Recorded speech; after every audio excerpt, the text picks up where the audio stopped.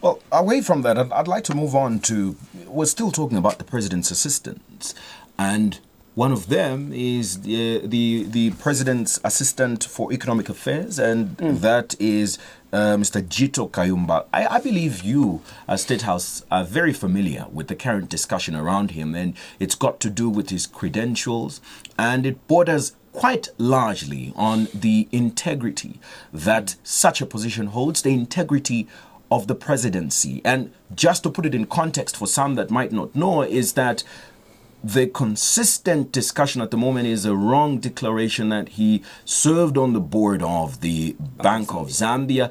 In fact, the Wall Street Journal, as I was reading this evening, actually said he was previously the board chairman of the Bank of Zambia, which is untrue and has clearly been stated by the Bank of Zambia. So what is State House's position, especially because as things stand and with the facts that are on here, he is definitely not holding the integrity because he clearly lied about his credentials. So first and foremost, let me make it very clear that the president remains committed to ensuring that we uphold the highest levels of transparency and integrity of character in the manner that we conduct ourselves, not just as members of the presidential advisory team, but everybody who's been appointed to serve the national interest. The same levels of transparency and accountability and integrity of character that we demanded and asked for when we were in opposition, we are absolutely committed to upholding that. And the president is committed to that. But I also want to tell you that Jito is an outstanding young man.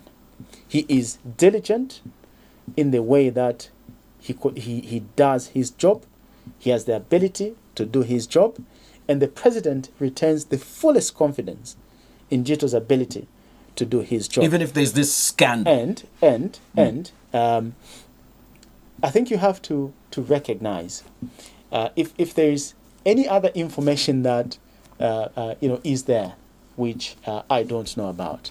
I can't comment on that. Are you aware of the information that I've just talked about? No, I'm not aware of it. But I can tell you, I'm not aware of it. But I can tell you. After I've informed you. But I can tell you that the president is committed to upholding the highest levels of integrity, transparency, and accountability in the manner that we conduct ourselves, but also that the president retains the fullest confidence but I find it in Jito's ability to do his job. He is an upstanding young man who is committed to serving this country and its people the best way that he can. Based on the fact that the president upholds the highest level of integrity, I've just given you information that you say you were not aware of. I'm telling you that he wrongly declared that he belonged to the Bank of Zambia board as part of his credentials, as part of his CV, which is untrue. And based on that, the president is essentially now aware. Because this has been brought to the fore, then the president should uphold the highest levels of integrity and bring this to the discussion. If the president is unaware, well, we're informing you, Mr. Bwalya, that this is what's happening. Look, again, and I'll tell you, on the basis of what we know, on the basis of how the president knows Jito, on the basis of what we all know is Jito's ability to do his job, we all return the highest confidence in him to be able to fulfill the role that he has been given by the president to fulfill. Is this information going to be considered?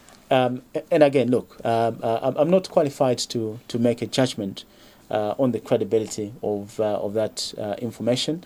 I don't know how regulatory frameworks in and around people who sit on boards, work. But I can speak to how I know Jito, how the president holds Jito in the highest of esteem, and that much as we remain committed to upholding the highest levels of accountability and transparency and integrity of character in the manner that we all conduct ourselves, the president continues to retain the highest confidence in the young man's ability to do his job.